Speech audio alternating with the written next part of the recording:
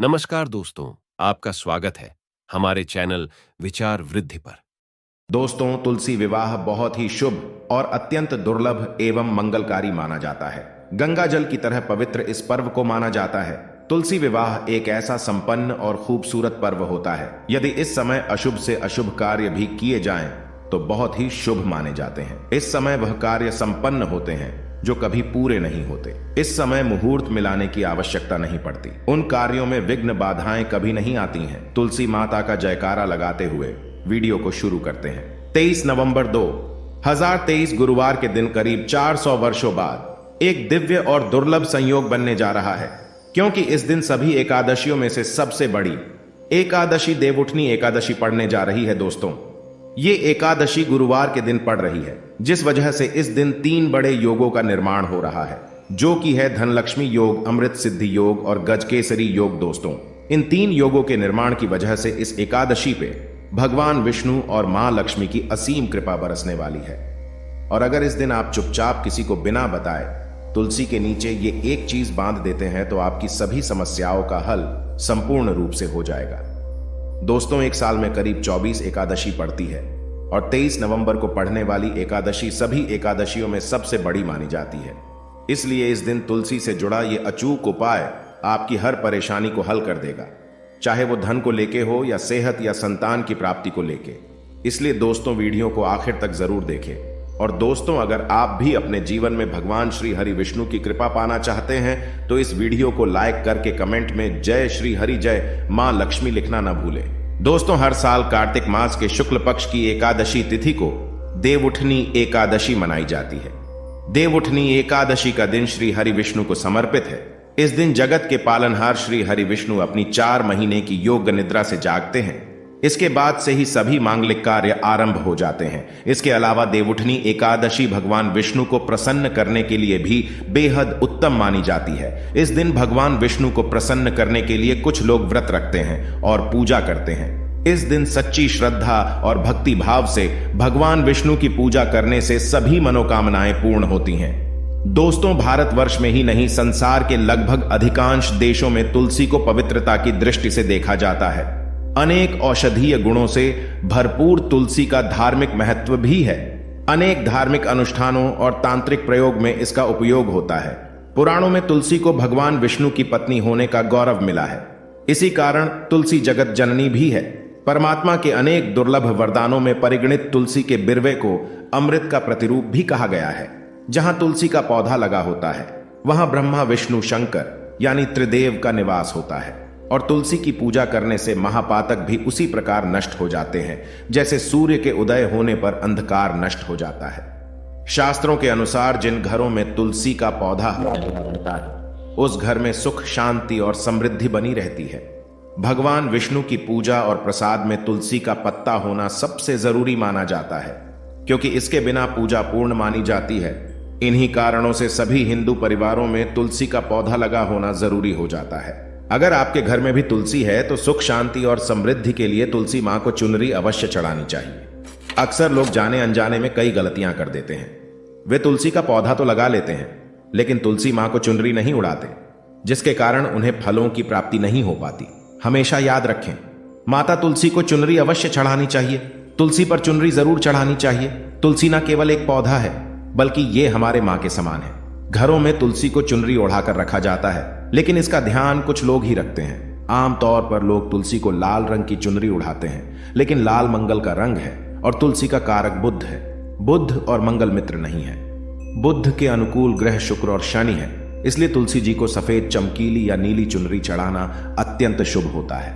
कई लोग ये भी गलतियां करते हैं। तुलसी की चुनरी काफी पुरानी हो जाती है या फट जाती है, लेकिन एकादशी या फिर अन्य कोई शुभ दिवस पर तुलसी की चुनरी लोग बदल देते हैं।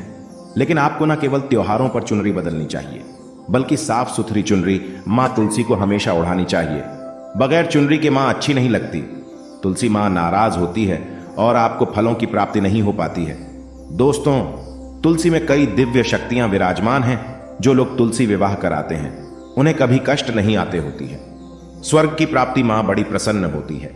शालिग्राम और तुलसी का विवाह करने से सारे अभाव, कलह, पाप, दुख और रोग दूर हो जाते हैं। दोस्तों, तुलसी के पास ये चीज कभी ना रखें। तुलसी मां होती है। क्रोधित जहां तुलसी का पौधा होता है वहां आपको अपने मुख से कड़वे बोल नहीं बोलने चाहिए। इसके आसपास जूते, चप्पल, झाड़ू पोछा आदि रखना भी पाप माना जाता है। तुलसी के आसपास थूकना भी घोर अनर्थकारी माना जाता है। तुलसी के पास जल से भरा हुआ पात्र कभी नहीं रखना चाहिए। साथ ही तुलसी में दीपक जलाने के बाद दीपक को वहां से हटा देना चाहिए, क्योंकि तुलसी के नीचे बुझा हुआ दीपक रखना अशुभ माना गया है। तुलसी के पौधे में शिवलिंग और गणेश जी की प्रतिमा रखनी नहीं चाहिए। तुलसी के गमले में कोई अन्य पौधा नहीं लगाना चाहिए। तुलसी का पौधा जहां भी हो वहां पर सदैव साफ सफाई होनी चाहिए। तुलसी के पास कपड़े नहीं सुखाने चाहिए। तुलसी का पत्ता नाखून से नहीं तोड़ना चाहिए, माता क्रोधित हो जाती है। तुलसी के पत्ते सूख कर गिर जाते हैं, उन्हें कूड़े में नहीं डालना चाहिए, पानी में या मिट्टी में दबा देना चाहिए। तुलसी का पत्ता रविवार को नहीं तोड़ना चाहिए और ना ही रविवार को तुलसी की पूजा करनी चाहिए। बाकी हर दिन तुलसी की सुबह पूजा करनी चाहिए और शाम के वक्त दीपक जला देना चाहिए। अक्सर महिलाएं स्नान के बाद खुले बाल में ही तुलसी को जल देती हैं। तुलसी को भगवान से सदा सुहागिन रहने का वरदान मिला है। ऐसे में सौभाग्य में वृद्धि के लिए बालों को बांधकर और मांग में सिंदूर लगाकर तुलसी में जल अर्पित करना चाहिए। दोस्तों, चाहे मर जाना, लेकिन भूल कर भी ऐसी तुलसी कभी घर में मत लगाना, नहीं तो आपके घर में हमेशा परेशानी आएगी। ऐसी तुलसी कभी ना लगाएं। दोस्तों, कभी भी गंदी मिट्टी में तुलसी का पौधा मत लगाना। इससे नकारात्मक ऊर्जा का साया प्रवेश कर जाता है और माता तुलसी नाराज हो जाती है। घर में सूखी तुलसी नहीं रखी जाती, इससे अकाल मृत्यु का खतरा बना रहता है। घर की सुख समृद्धि सब खत्म हो जाती है। घर में सूखी तुलसी होने से माता लक्ष्मी कभी वास नहीं करती, चाहे कुछ भी हो जाए। अगर आपकी तुलसी सूख गई है तो इससे यह पता चलता है कि आने वाले समय में आपका बहुत बुरा समय आ सकता है। शास्त्रों में बताया जाता है कि सूखी तुलसी घर में लगाने पर मां तुलसी का अपमान माना गया है। ऐसे घर से हमेशा हमेशा के लिए तुलसी माता क्रोधित रहती है। दोस्तों, मासिक धर्म में किसी भी पौधे में पानी नहीं डालना चाहिए, खासकर तुलसी में तो भूल कर भी नहीं। ऐसा करने से तुलसी का पौधा सूख सकता है और घर की सुख शांति सब भंग हो सकती है। तुलसी के पौधे में नियमित साफ सफाई करनी चाहिए। तुलसी के पौधे में केमिकल नहीं डालना चाहिए। तुलसी में हमेशा खाद्य पदार्थ या कंपोस्ट ही डालना चाहिए। दोस्तों, तुलसी के पौधे में जल देते समय पैरों में चप्पल नहीं होनी चाहिए और वो जल आपके पैरों में गिरना नहीं चाहिए। इससे धन हानि का खतरा बना रहता है, व्यक्ति को पाप लग जाता है। तुलसी माता के नियमित दर्शन करने से व्यक्ति को स्वर्ग की प्राप्ति होती है। सकारात्मकता का संचार पूरे घर परिवार पर बना रहता है। दोस्तों, तुलसी के पत्ते को नाखून से नहीं तोड़ना चाहिए। तुलसी के पत्ते नाखून से तोड़ने पर व्यक्ति को बीमारी लगती है, घर में बीमारियां प्रवेश करती हैं। दोस्तों, तुलसी का पौधा हमेशा घर के बीचों बीच लगाना चाहिए। इसे बहुत ही शुभ और मंगलकारी माना गया है। तुलसी का पौधा घर में लाने से पहले हमेशा याद रहे, बुरे भाव से इसे घर में नहीं लगाना चाहिए, अर्थात लालच में आकर तुलसी का पौधा घर में कभी नहीं लगाना चाहिए। इससे माता लक्ष्मी नाराज हो जाती है। दोस्तों, अगर आपके घर में एक से ज्यादा तुलसी के पौधे निकल आए हैं तो आप अपने पड़ोसियों में से किसी को दे सकते हैं। शास्त्रों में कहा जाता है कि एक से ज्यादा तुलसी जब घर में निकल आती है तो वो बहुत ही शुभ माना गया है। ये साक्षात माता लक्ष्मी के आने का संकेत माना जाता है। देवी लक्ष्मी आपसे बहुत खुश हैं। तुलसी के पौधों को विषम संख्या में रखना चाहिए, जैसे 3, 5, 7 आदि। तुलसी में कभी शिवलिंग को नहीं रखना चाहिए। गणेश की प्रतिमा भी तुलसी में नहीं रखनी चाहिए, इससे उल्टा घर में विनाश होता है। नियमित तुलसी में दीपक जलाने से कई करोड़ों पुण्य व्यक्ति को प्राप्त हो जाते हैं और व्यक्ति स्वर्ग की प्राप्ति कर लेता है। दोस्तों, होता है घोर अनर्थ। ऐसे पौधे लगाकर मां तुलसी नाराज हो जाती है। घर में तुलसी के पास इन पौधों को कभी नहीं लगाना चाहिए। ये पौधे अशुभ होने के साथ साथ पूरे घर का विनाश भी करते हैं। मां तुलसी होती है क्रोधित। आज ही इन पौधों को घर से बाहर करें। दोस्तों, यकीन माने, हम आपको शास्त्रों के अनुसार बता रहे हैं कि वो पौधा कोई और नहीं बल्कि नागफनी का पौधा है। जी हां, नागफनी का पौधा तो आपने जरूर देखा होगा। आपको बता दें, आप ऐसे कई घरों को देख सकते हैं जहां पर नागफनी का पौधा कभी नहीं होता है, क्योंकि यह पौधा नकारात्मक ऊर्जा का संचार करता है। पुराण में बताया जाता है कि जो पौधा हरी भरी कलियों की उत्पत्ति ना करके कांटे की उत्पत्ति करता हो, जिसमें पत्तियां ना के बराबर हो, ऐसे पौधों को घर में कभी नहीं लगाना चाहिए। खास तौर से बताया जाता है कि किसी भी धार्मिक स्थल पर नागफनी का पौधा नहीं लगाना चाहिए। खासकर बात जब तुलसी के पौधे की आती है तो घर में कभी भी तुलसी के पास नागफनी का पौधा कभी नहीं लगाना चाहिए। ये नकारात्मक ऊर्जा का संचार बहुत तेजी से करता है। माता तुलसी के साथ साथ मां लक्ष्मी भी ऐसे घर में वास नहीं करती जहां पर नागफनी का पौधा होता है। इसलिए आज ही अपने घर से इन पौधों को बाहर कर दें। यह पौधा अशांति फैलाने के साथ साथ भूत प्रेत आत्माओं को भी आकर्षित करता है। यह बुरी शक्तियों का प्रतीक माना जाता है। दोस्तों, शास्त्रों में बताया जाता है कि अगर माता तुलसी के साथ साथ मां लक्ष्मी की कृपा भी जो व्यक्ति पाना चाहता है तो तुलसी के पौधे के पास केले का पौधा जरूर लगाना चाहिए। इसे सर्वश्रेष्ठ और मंगलकारी माना जाता है। इससे मां लक्ष्मी के साथ साथ विष्णु की कृपा भी मिलती है। मां लक्ष्मी बहुत प्रसन्न होती है। दोस्तों, जिस घर की तुलसी में यह एक चीज नहीं रखी जाती तो उस घर से लक्ष्मी दूर रहती है। साथ ही तुलसी माता होती है क्रोधित, और आप कोई भी कार्य करोगे कभी सफल नहीं होगा। दोस्तों, तुलसी का पौधा घर में है तो उसके साथ शालिग्राम को जरूर रखें, वरना बुरा समय आपको घेर सकता है।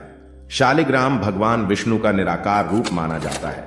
यह काले रंग का पत्थर होता है जिसे विलक्षण और मूल्यवान माना जाता है। इसे बहुत सहेज कर रखना चाहिए। मान्यता है कि इसमें अल्प मात्रा में स्वर्ण भी होता है। शालिग्राम के पत्थर नेपाल में बहने वाली गंडकी नदी में पाए जाते हैं, और जिस घर में तुलसी के साथ शालिग्राम को रखा जाता है उस घर में ही विष्णु के साथ साथ लक्ष्मी जी की कृपा भी बनी रहती है। धन दौलत की कमी बिल्कुल भी नहीं होती। खुशी उस घर में अपना बसेरा बना लेती है।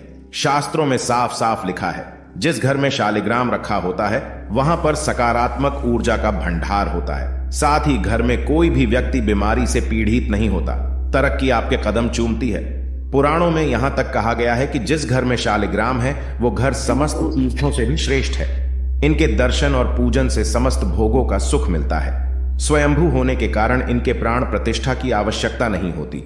यदि इसे घर में तुलसी के पौधे के नीचे रखकर पूजा की जाती है तो घर में भगवान विष्णु और मां लक्ष्मी का वास हो जाता है। ऐसे घर में पैसों से संबंधित कोई समस्या नहीं रहती। मृत्यु काल के समय इनके चरणामृत का जल पर आसन करने वाला व्यक्ति सभी पापों से मुक्ति पा लेता है। वो विष्णु लोक को चला जाता है। ये चरणामृत औषधि के समान होता है। जो इसका सेवन करता है उसका पुनर्जन्म नहीं होता।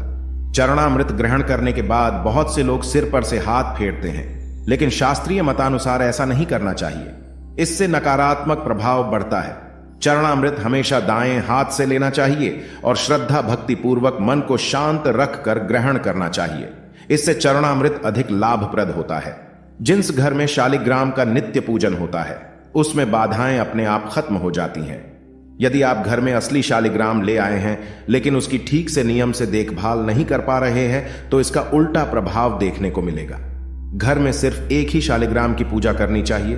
विष्णु की मूर्ति से कहीं ज्यादा उत्तम है शालिग्राम की पूजा करना। शालिग्राम पर चंदन लगाकर उसके ऊपर तुलसी का पत्ता रखा जाता है। प्रतिदिन शालिग्राम को पंचामृत से स्नान कराया जाता है। जिस घर में शालिग्राम की पूजा होती है उस घर में लक्ष्मी का सदैव वास रहता है। शालिग्राम पूजन करने से अगले पिछले सभी जन्मों के पाप नष्ट हो जाते हैं। शालिग्राम सात्विकता का प्रतीक है। उनके पूजन में आचार विचार की शुद्धता का विशेष ध्यान रखा जाता है। दोस्तों, देवउठनी एकादशी पर भगवान विष्णु की पूजा करने से साधक को सभी प्रकार के सुखों की प्राप्ति होती है। अगर आप भी भगवान विष्णु का आशीर्वाद प्राप्त करना चाहते हैं तो देवउठनी एकादशी पर राशि अनुसार इन चीजों का दान करें। मेष राशि के जातक भगवान विष्णु की कृपा दृष्टि पाने के लिए देवउठनी एकादशी पर लाल मिर्च, लाल मिठाई और मसूर दाल का दान करें। वृषभ राशि के जातक विष्णु जी की का आशीर्वाद पाने के लिए देवउठनी पर दूध, दही, चावल और चीनी का दान करें। मिथुन राशि के जातक देवउठनी एकादशी पर हरी सब्जियों का दान करें, साथ ही गाय को चारा खिलाएं। कर्क राशि के जातक भगवान विष्णु को प्रसन्न करने के लिए देवउठनी एकादशी पर सफेद रंग के वस्त्र का दान करें, साथ ही जरूरतमंदों को भोजन कराएं। सिंह राशि के जातक देवउठनी एकादशी पर गेहूं, मूंग दाल, गुड़ और मूंगफली का दान करें। ऐसा करने से सभी बिगड़े काम बनने लगते हैं। कन्या राशि के जातक भगवान विष्णु की कृपा पाने के लिए विवाहित महिलाओं को हरे रंग की साड़ी दान में दें। तुला राशि के जातक जगत के पालनहार नारायण की कृपा पाने के लिए चावल, चीनी और दूध का दान करें। वृश्चिक राशि के जातक देवउठनी एकादशी पर भगवान नारायण को प्रसन्न करने के लिए गुड़, चिक्की और लाल वस्त्र का दान करें। धनु राशि के जातक भगवान विष्णु का आशीर्वाद पाने हेतु केसर युक्त दूध राहगीरों को पिलाएं, साथ ही पीले रंग के फल का दान करें। मकर राशि के जातक भगवान विष्णु का आशीर्वाद पाने हेतु देवउठनी एकादशी पर धन का दान करें। कुंभ राशि के जातक भगवान विष्णु को प्रसन्न करने के लिए देवउठनी एकादशी पर गर्म कपड़ों का दान करें। आप कंबल, स्वेटर और चादर का दान कर सकते हैं। मीन राशि के जातक भगवान विष्णु की कृपा पाने के लिए देवउठनी एकादशी पर पीले रंग के वस्त्र, केला, केसर, चने की दाल आदि चीजों का दान करें। तो दोस्तों, यह थी देवउठनी एकादशी से जुड़ी सभी महत्वपूर्ण जानकारियां और उपाय जिनको आपको इस बार जरूर करना चाहिए। तो दोस्तों, आपको जानकारी कैसी लगी हमें कमेंट में जरूर। जय माता लक्ष्मी। धन्यवाद।